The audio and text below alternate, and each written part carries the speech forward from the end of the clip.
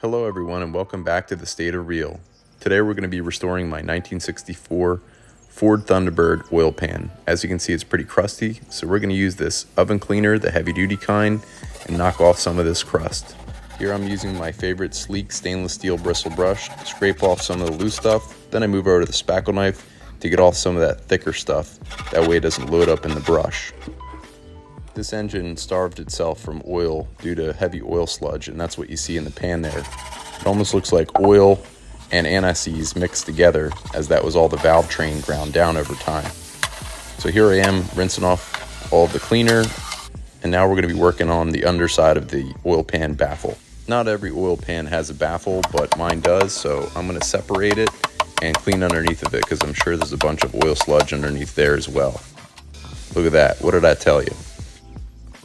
This is my next favorite cleaner, some Scotch-Brite and some purple power to clean off all of the residue that was left over. Tacking this baffle back in, and she'll be ready for paint. Look at that. Beautiful.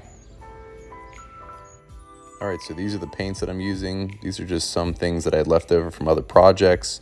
I've used them on other metal parts and they seem to hold up pretty good. This is my acetone wipe down, and now for primer. In my past failed attempts to paint things, I've noticed that I always go too heavy, so I changed that up and always do light coats now for the first one. Then I lay down the wet stuff. And as you can see, this is the first wet coat. Not too bad. And this is the finished product. Nice and glossy, and should hold up well. Thanks for watching, and come back for some more.